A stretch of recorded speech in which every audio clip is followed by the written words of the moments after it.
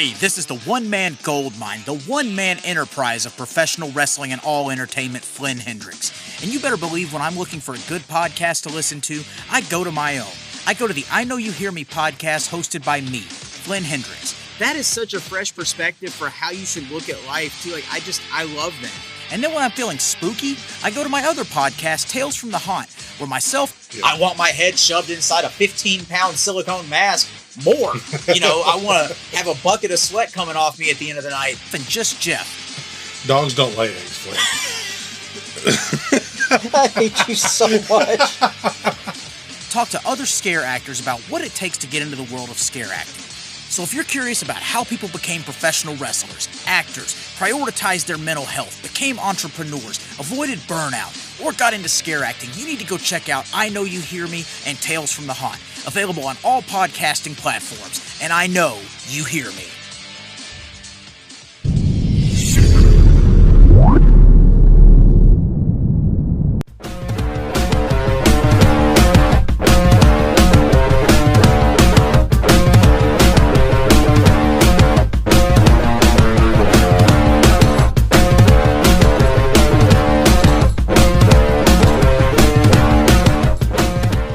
Thank you, everybody, for tuning in. I want to welcome to the show Jaxon Slade, current AIWF World Champion.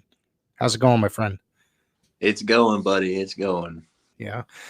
So we're going to go over some questions. I want to talk a little bit about your career and then what brings you up to today, and probably ask you about some guys that you worked with.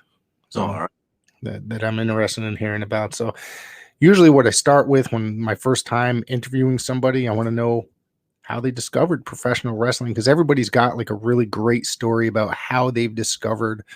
I know it's a pretty generic question, but it's always something very special, especially as somebody like our ages that it ends up sticking with, because a lot of people grow out of it. So it's just very interesting, and I want to know how somebody discovered professional wrestling. Well, for me, I was quite literally born into it. So I'm second generation. My dad, he's been doing it ever since I was a baby. So yeah, it wasn't. Oh, I remember this and that, and I remember the exact time. I've been in the ring my entire life. That's amazing. So that's basically what I would say. What made you decide that you wanted to do this? I've always had a fascination for it. I have two brothers. Well, I have three brothers, but two with the same dad. They were into it when they were kids, but like you just said, they grew out of it. And with me, I always looked at my dad like, wow, I wanted to be like that. And, he never made it, he was never signed or anything like that. He's strictly on the independence, but, just watch everybody get, mesmerized by what he did or didn't do, for that matter. I always liked it, I guess. And I wanted to follow in the footsteps. And luckily, at first we were up in the Virginia area. He was in the Carolinas a lot because he got kicked out of Virginia for not listening to the commission. So he was in the Carolinas, and we wound up coming back down south, which was the Gulf Coast area, Alabama, Mississippi, Louisiana, the Panhandle of Florida, and he was always in contact with a guy by the name of John Saxon, and pretty sure a lot of people know who he is, because a lot of people in the Gulf Coast know who he is. He's a legend down here, and luckily that happened because Saxon really I guess unearthed my my love and passion for the actual technical side of it. Whereas my dad, he was more of the extreme side of it. He'd have fit perfect in ECW in its heyday, and he just never made it there. Right.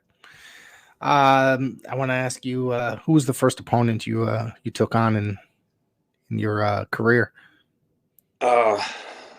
My actual first match, believe it or not, I was 11 years old, and I was wearing a mask, and I was in a battle royal. So I couldn't tell you. It's 20 other guys, maybe. Yeah, I was just body, so they threw me. Would this be the professional junior that you're referring to? No, that would the professional that didn't come till way later. Okay.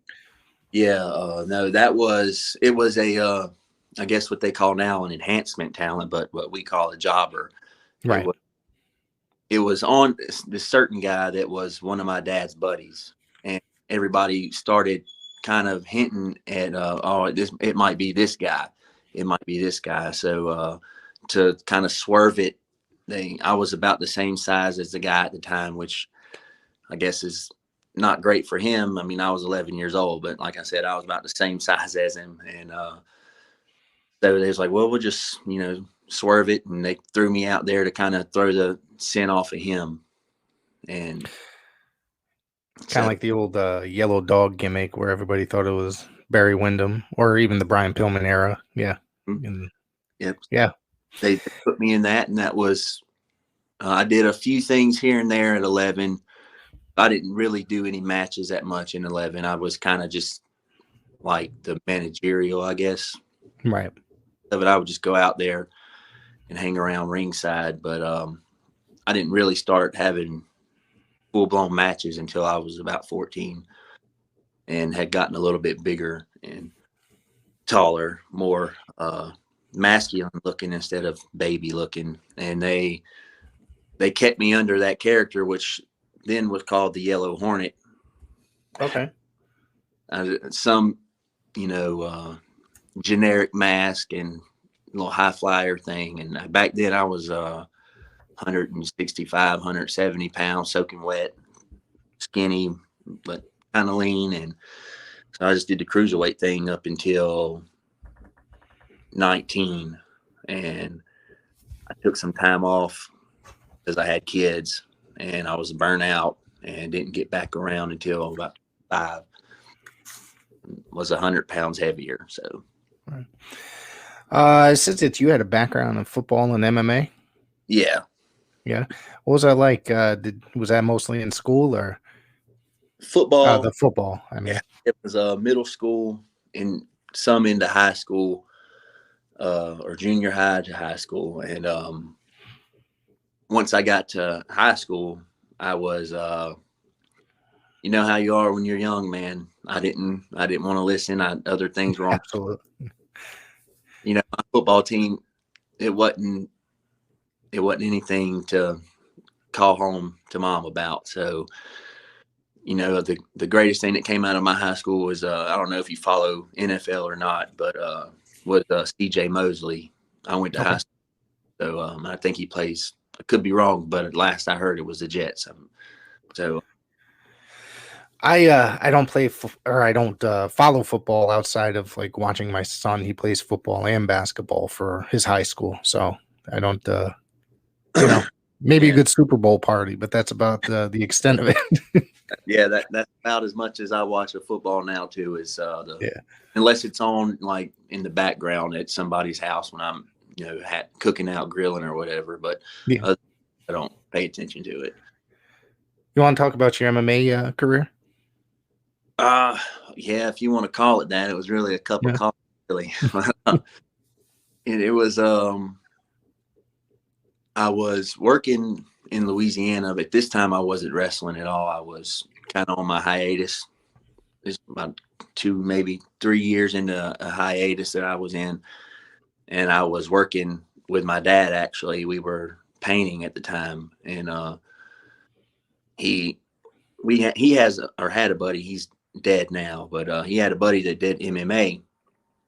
And I'm doing something, cleaning up my work materials or whatever. And he's like, hey, you have any plans this weekend? No. What's up? And he's like, you're fighting this weekend. And I said, what? And he said, yeah, you're fighting this weekend. I said, what are you talking about? He said, Justin's somebody canceled on his MMA deal, so he needs a backup. And I told him he would do it. And I was like, letting me know last minute, man. And never trained a day in my life to do MMA. And I mean, I'm, you know, my credit, I mean, I think I'm a pretty good scrapper, but I mean, everybody thinks they're a pretty good scrapper. So he's like, yeah, well, you got to fight this weekend. And it was MMA. How it works is if you're professional, not amateur, if you're pro, you, they pay you a certain amount to show up, and then they pay you a certain amount if you win. Right. So, all right, I'll pay you 4 and 4, which means they'll pay you $400 to show up. And if you win, you get another $400. But if you don't, you just get that $400. Right. And so I was like, okay. I mean, money sounded good at the time. I was like, yeah, I can do that. And so it was in Baton Rouge, Louisiana, at a casino. And I get there, and you go walk up to the athletic commission. You had to show them your blood work and all that good stuff. And they had to test your vitals and whatnot, see if you're fit to compete. And they asked me, well, how long have you been training for MMA? I said, I haven't. And the athletic commission was like, you want to fight the guy's name, Brandon Mathern. He said, so you want to fight Brandon Mathern and you don't have a single ounce of training? I said, I don't. I said, but I'm confident in myself. And he's like, all right. And as I turn around, Brandon Mathern's standing behind me. And he's like, he introduced himself. Hey, I'm Brandon, blah, blah, blah. And I'm like, oh, crap. This guy just heard everything I just said, because I mean, he was directly behind me. And so I'm asking the guy that got me the fight, I said, do you know anything about the guy? So at least I kind of know what I'm walking myself into. And he said, yeah, he was a trained boxer. Now he works at home. He don't have a coach anymore. I was like, all right. So I expected a stand-up fight. And we get in there. We're like the co-main event. We're the only two. I started off pro. I never did amateur or anything. So I'm the co-main event of the night, and the one of 2 pro fights. Every other one was amateur. And we get in there, and I wasn't eager to rush him, because I was quite honestly, I was a little out of my element.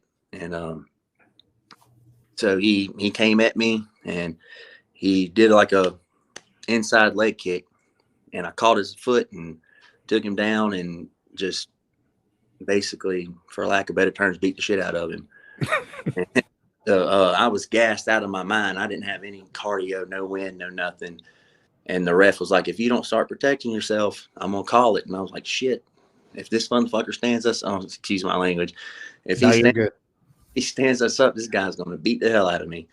So I did everything I could to keep him on the ground, and I just beating the hell out of him. And they called it like 2 minutes and 40-something seconds into the first round. And that was my first experience with it.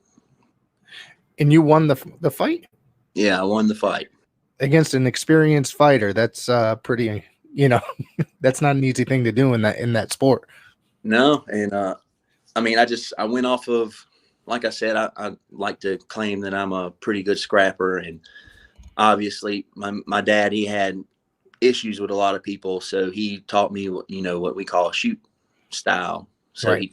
To protect myself, defend myself. I mean, if I had to hem someone up, I could. But so I mean, it paid off for me, and I was like, all right. So I looked into it, and do you know the show Swamp People? I've heard of it, yeah. Oh, okay. I don't know if he's on there anymore, because I don't watch the show. But like I said, at the time I was living in Louisiana, and that show was based in Louisiana. It was filmed over there. And they had a guy on there. I think it was either a son and a dad, or an uncle and a dad. But the younger one, his name was Jay Paul. And his uncle runs a boxing gym over there. And as I'm in academy preparing for this fight that I've never trained for, I'm going to just buy stuff from academy, which is like a Dick's Sporting Good place, which shows I was way in my element.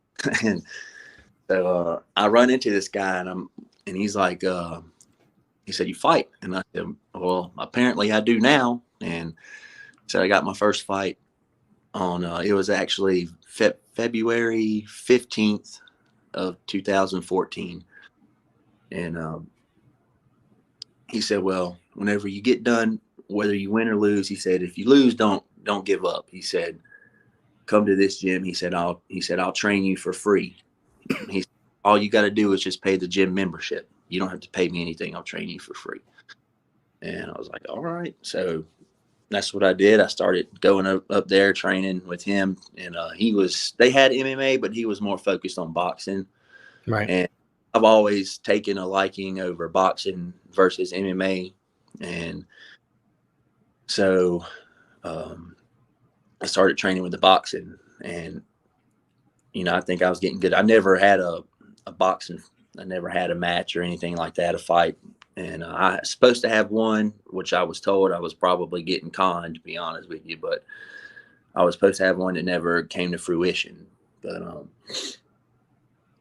long story short, I moved back to Alabama because I was in Louisiana at the time. Moved back to Alabama, started training boxing there, and couldn't get any fights for boxing because down there they basically a dude that was a sheriff at the time. He ran roughshod over the commission for whatever reason. I don't know why. It was like a real like evil, sinister sheriff type Dukes of Hazzard story, to be honest.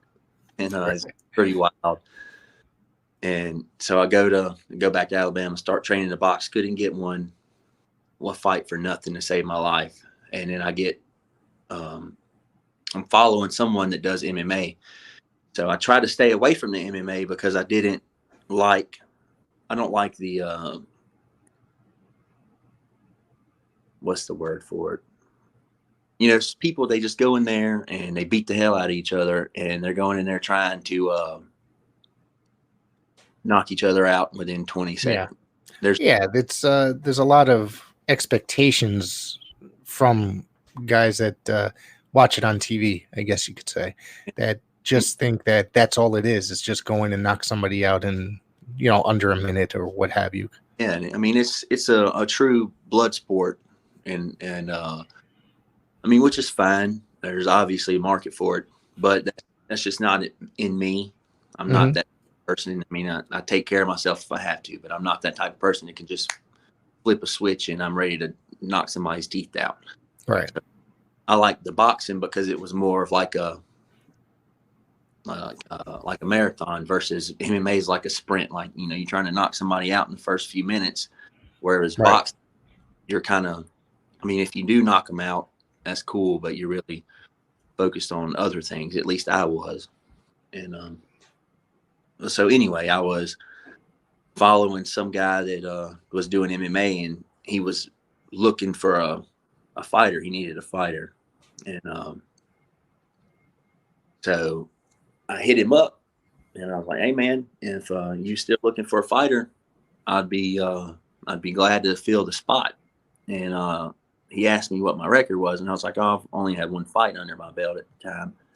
And he said, oh, well, you're not qualified to fight who I need, or who's I need an opponent for. He's got like 20 some odd fights. He's been fighting since the 90s, and was a purple belt in Brazilian Jiu-Jitsu in the 90s. So he's probably a black belt or more by now, or by then. And I'm like, all right, man. Well, if anything doesn't happen, just let me know. And I'm here. And all right. And I didn't count on it. I kind of just wrote it off. So I continue on training with the boxing like usual. And my dad calls me and says, hey, what are you doing this weekend? Nothing. He said, you want to fight? And I was like, yeah, who? And I can't remember the guy's name now, but I remembered it then because he's kind of has like a French name or something. Okay. So I remember it. Christian something. I can't remember his last name. But I'm like, Christian so-and-so. He said, yeah. I said, how the hell did you get that? I said, I tried to get it. He told me no. He said, don't worry about it. Do you want to do it? And I'm like, well, yeah, sure. And he's like, all right, we'll be at the Harris Casino in New Orleans at this time. at this and check weigh-ins and yada yada yada at this time this weekend. I said, okay, so I show up and weigh in. He weighed at the time I was 217, and that guy that I fought was 245, and I just been training to box. I haven't been training to do no grappling or nothing like that. I've just been stand up and cardio, and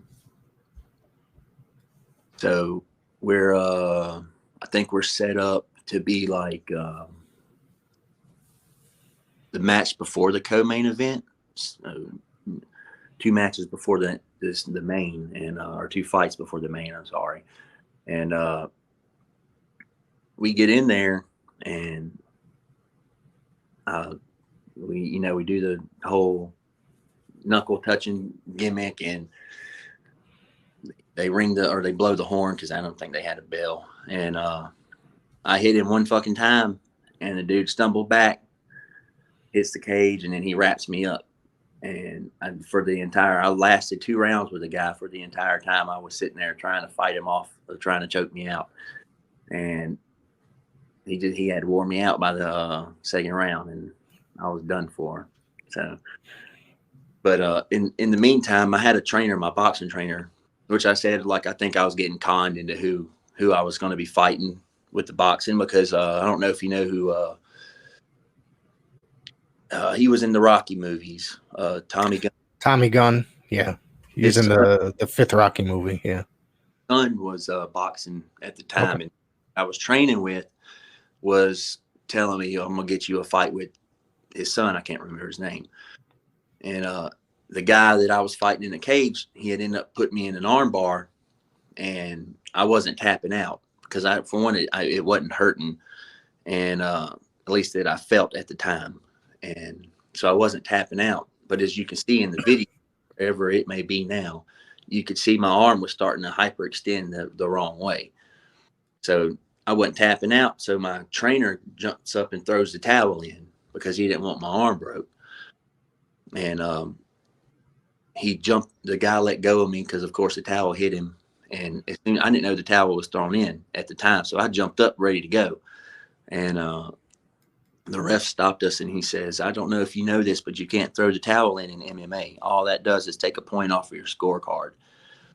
And I was like, okay, I didn't want the towel thrown in regardless. And, he said, so you still want to fight? I said, yeah, let's keep going. And so we go at it again. And this guy, he basically, the only time I've ever been manhandled in my life. And it was quite embarrassing to me. And he's just basically grappling me down, and we get to the end of that round. That was the first round. We get to the end of that round. We're in our, respective corners and whatnot. And my trainer comes in, and I told him, I said, you ever do that shit again, it'll be your first and last fight you ever be with me. And he's like, oh, I didn't want you to break your arm or banking on this fight with whatever the hell his name is. And I said, I understand. I said, but don't ever do that again. I said, if it had got too bad, I would have tapped out. I said, if not, he'd have broke my arm. Oh, well, it is what it is.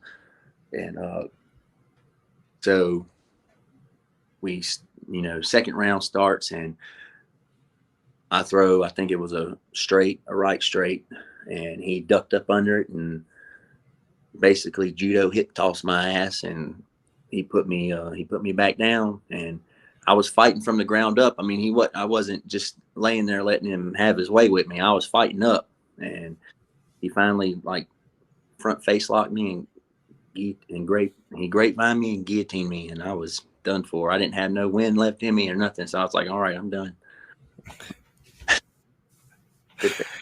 Body was pissed because he threw the towel in and they didn't call the fight, and then everybody was, it wasn't no fun. And after that, no matter how much I tried, I couldn't get my foot in with nobody. I think that my ex-trainer at the time, him throwing that towel in, really just it said something. Yeah. So that was the extent of my career, if you want to call it that. It sounds like you had a pretty interesting career, as short as it was. And it was, I guess, memorable, but I wish it had been, because the money's great in it. And like I said, I can't flip that switch, man. I mean, I have to find some kind of mood to get in, to go in there and want to, try to hurt somebody for more or less that I don't know, that I don't have a problem with or anything like that. And then after the fact, everybody's all cool. 'Cause the dude I fought that choked me out, I mean, you wouldn't even think he was a fighter. He looked like your everyday history teacher to me. And he just, he outweighed me by 20, 30 pounds, and it showed. And he was a hell of a lot better skilled than I was. You want to tell me about your training career for professional wrestling? You trained with, from what I see here, Adrian Whisper and John Saxon. Yeah. I trained, those are the two that were with me the most, but I've trained with them too. Damien Wayne. I was younger, because I grew up around him as well. And Jason Dukes, or Jason Harris, that's his actual name. I learned a lot from him, and done seminars, Les Thatcher a couple times. Oh, really? Yeah. Tom Pritchard 2 times, and Brickhouse Brown. And my dad tells me about these other ones, but I don't really recall being there for them. But he tells me that I was there. I mean, I like I said, I've been around for so long, and even, with the ones he's saying that I was there, but I don't remember. I would have been too young to attend anyway or participate in. So it doesn't matter. But I'm like a fly on the wall when it comes to, like, I don't talk a lot unless you come up and talk to me in the locker room.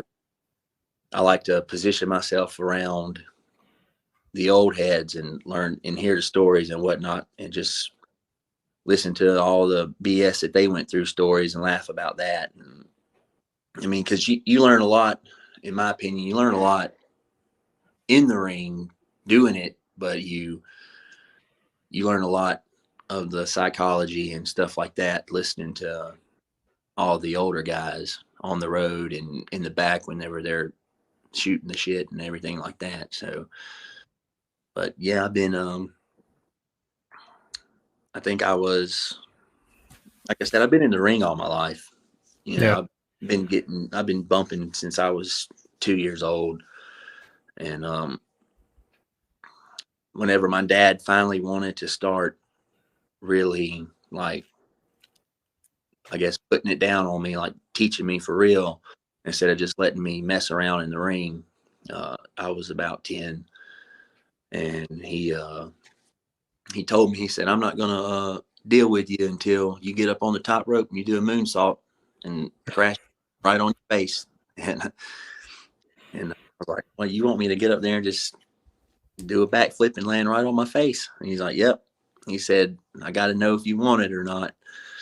And I got up there reluctantly, and I did it, and it hurt like hell. And I remember he let me sit out for maybe 5 or 10 minutes and catch my composure. And then after that, it was full blast from there. And he would get on to me a lot because I wasn't doing, basically I was loving the take part of it. I was not liking the give part of it. I didn't want to give nobody anything. I wanted to go in there, and like I said, I was a kid though, and I didn't want to go in there and try to make anybody look good or anything like that. I didn't want to put them over for anything. I just wanted to go in there and beat them up and win. And my dad, he kicked me out of the ring. He told me, until you can get your head straight, don't worry about getting back in here. So after that, because we always had it set up in our backyard right in front of the garage, and I would get home from school and do my homework, do whatever I had to do after school, and I would get in the ring by myself basically and wrestle a ghost. And until I, the selling, all this, and everything else, trying to do my best to make that invisible opponent look good. And apparently it worked, because my dad's sitting at the table, which is right here. Like, you got the table right here, and you got the patio, and then you got right out the patio is the slab where the garage is based back off of, and that's where the ring was. So I guess I did something that caused a lot of commotion, and he's sitting at the table probably writing out shows and whatnot. He's always had his hand in that. And he opens the door. He says, "Hey, are you fine? Are you all right? Did you hurt yourself?" And I'm like, "Yeah, I'm good. I'm just trying to get back, earn my way back into training." And after that, he never really had an issue with me. But he definitely, him and everybody else, I got the shit end of everything. I mean, you hear these stories about people, getting things handed to them because they're second generation, or who they know who their dad is. And John Saxon, because I've known John Saxon my entire life. He's basically like my second dad. And I've known, obviously, my dad my entire life. So you're not going to be handed anything. You're going to earn everything you got. And dude, they beat my ass. Like, I got it worse than everybody. And, I've even said to him, how can I'm getting it worse than everybody else? And it's like, because we don't want people to think that you got it for nothing. You didn't. Yeah. You're going to earn everything. And they're going to give it to you. Yeah. And teach you, and they'll probably be a little harder on you because you're the kid. And like you said, they don't want you to think you're just walking in here. You're going to get whatever you get. Exactly. Just for walking in. Yeah. And they didn't make it easy. And like, whenever we moved back down south, we moved from Virginia back down to Alabama for a little while, I think maybe a year. Then we moved to Mississippi, and my dad had it all set up in Mississippi too. And that's when I started training like pretty much every day with John Saxon, because he lived close by. And John Saxon, he's been coined the redneck D Malenko. So I don't know much about him or anything about him at all, but he's very, very, very, very talented, very good. If he'd have been 6 foot tall, he'd have been a millionaire, as Paul Bearer liked to say. So, but yeah, I saw him, and he showed me all the technical side of it, and I fell in love with the technical side of it. And he talked to my dad, and at least this is what my dad and his wife at the time would tell me.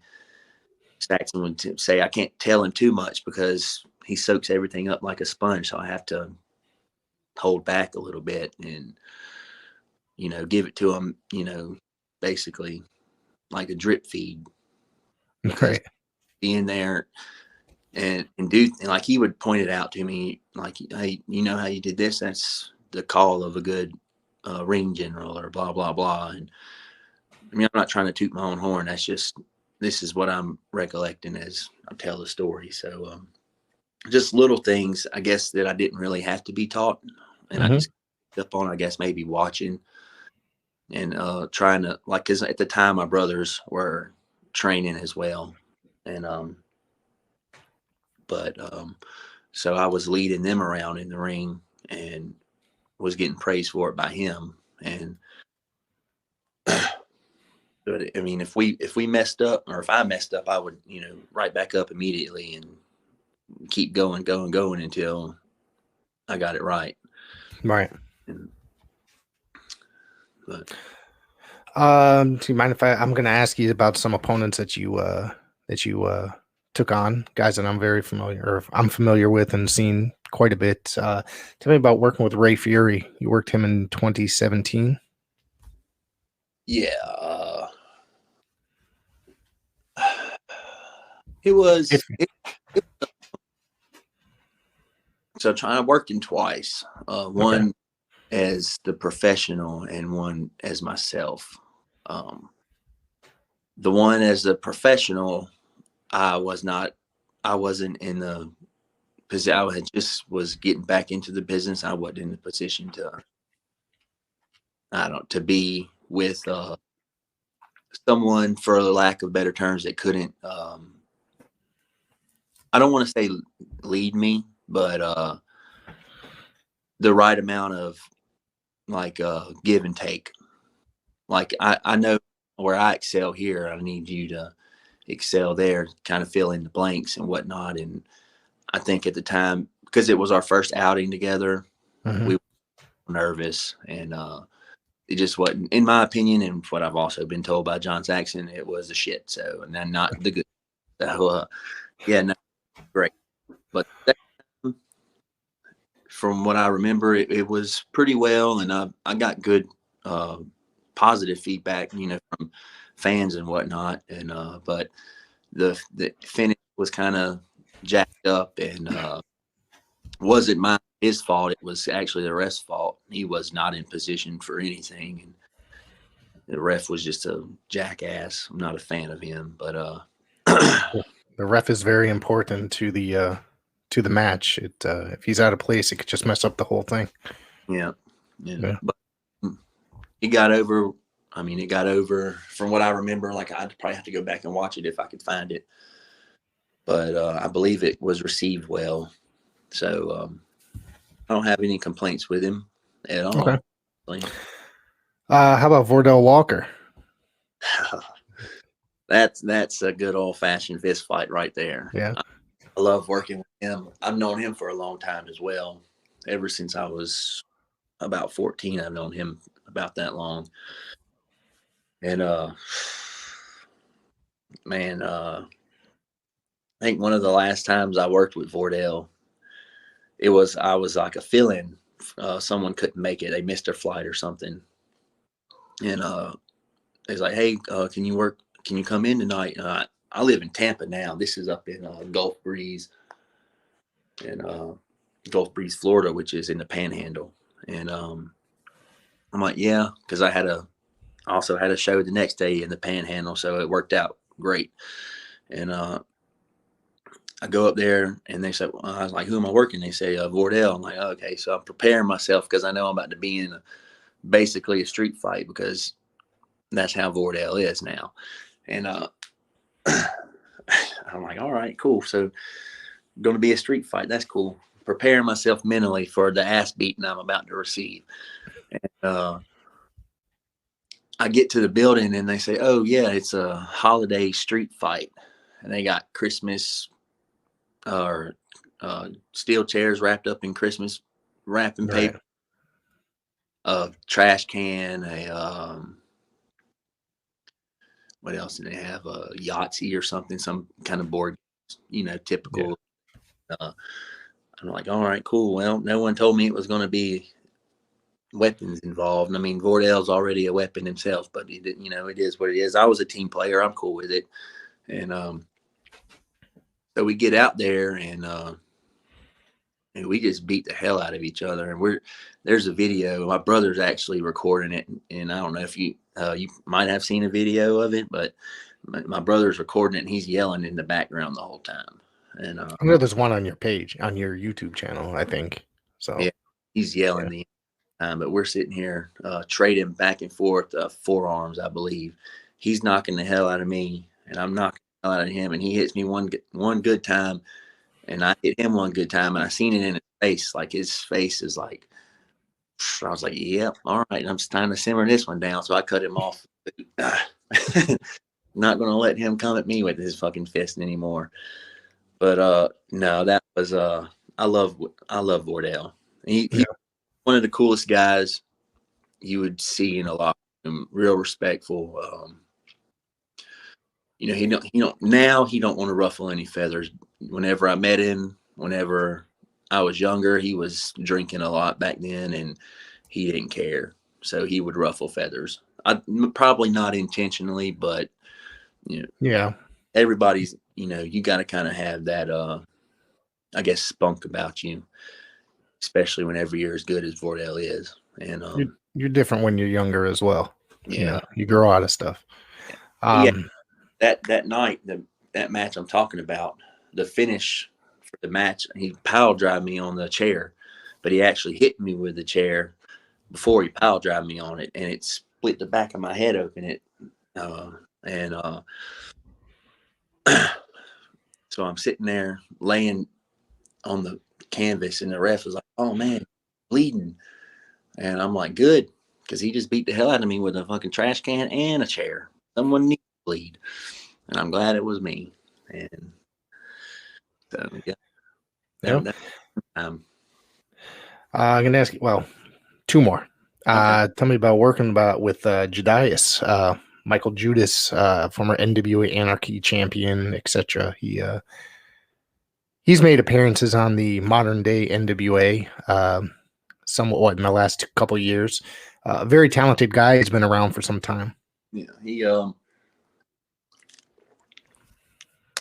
where we were in Georgia at Wrestle America, and he's a pretty cool dude.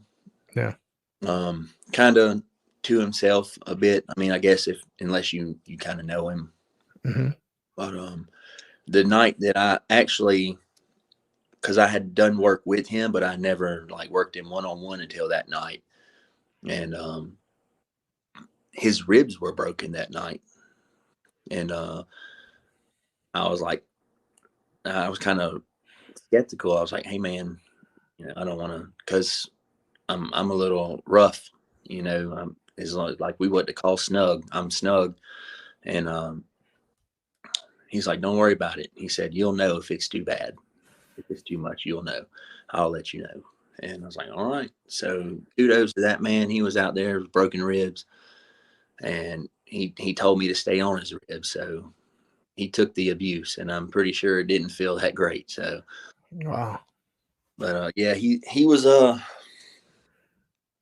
he was fun to work with. He's super smart, and he gave good feedback about me as well to the booker. And I don't go up that way too much anymore, but yeah, that was a good time. I like him. Yeah, I've been, I'm familiar with the him and NWA Anarchy and such. So I've always thought he was a talented guy, pretty talented guy. Yeah.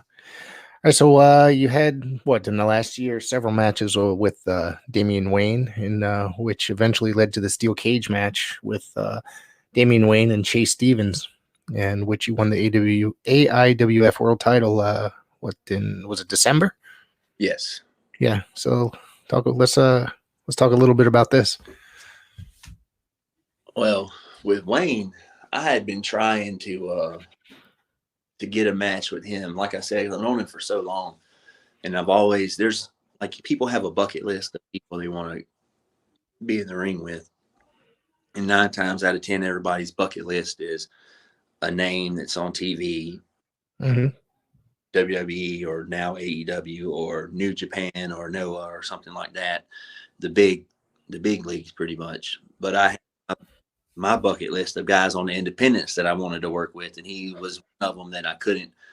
No matter who I said it to, no one would book it, and or they would tell me, "Yeah, I'll probably make that work," and then they would never bring him in. And so, fast forward to what was it? Not this past December, but the December before.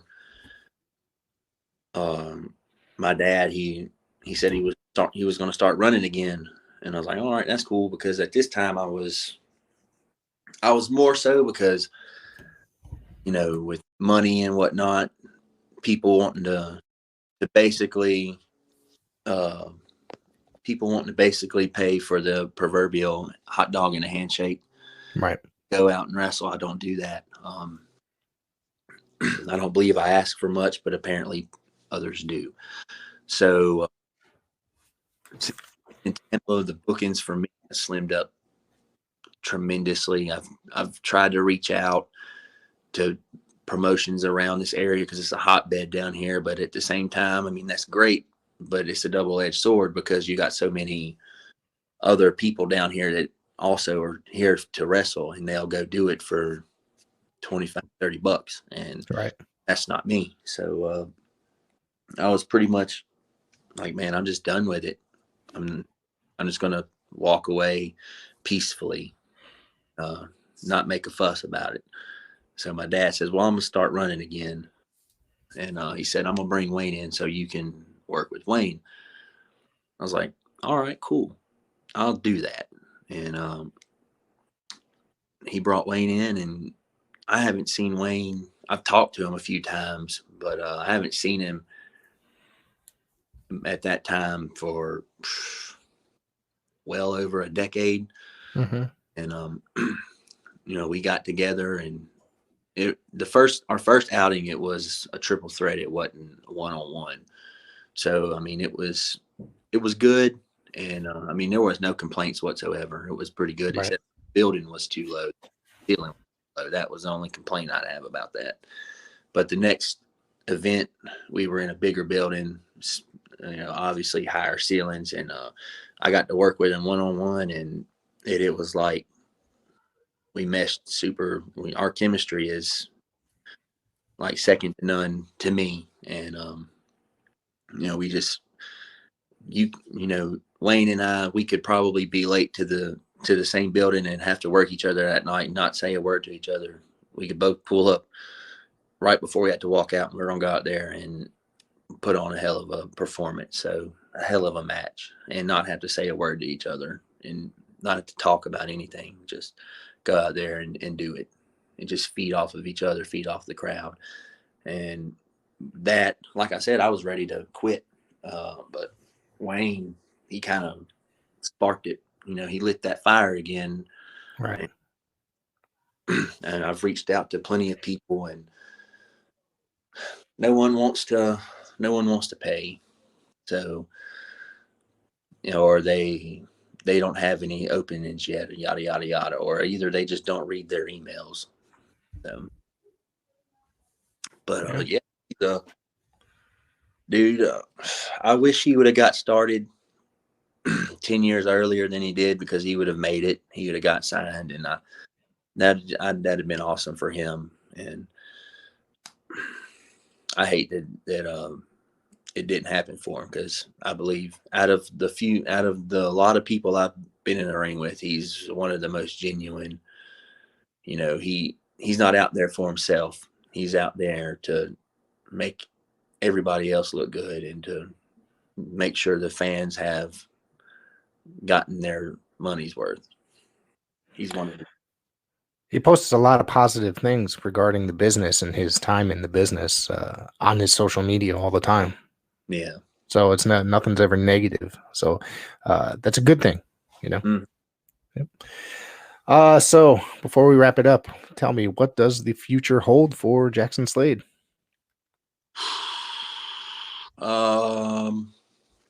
Honestly, I plan on carrying this AIWF title for as long as I'm able to. And there is a tournament coming up. I believe a tournament is what I've heard for. There's a new AIWF title. It's the Florida Regional title. Mm-hmm. The Florida Regional Heavyweight title. Let me correct myself. And maybe I'm trying to get into that and see what the AIWF can do. They talk a big game, so I'm here to see what the AIWF can provide. Hopefully, get to work with more top guys. I've been pretty much working with Damien, pretty solid here, and I love working with him. But it's time to get on to newer pastures and continue on with something else. And so we'll see. So you want to put out your social media where people can find you? Yeah, I got Instagram at Slade Wrestles. It's all lowercase letters. Facebook at Jaxon Slade. Terrible with the social media things, the handles or whatnot. I don't know all that, but and I got my YouTube. That's the only social medias, I guess, that I would have. Well, I want everybody to go out there, like, share, follow, or friend request, whatever. And make sure you subscribe to his YouTube channel. There's a lot of great matches up there. Jaxon Slade, I want to thank you very much for coming on here today, and we hope to do it again. Yes, sir. Thank you.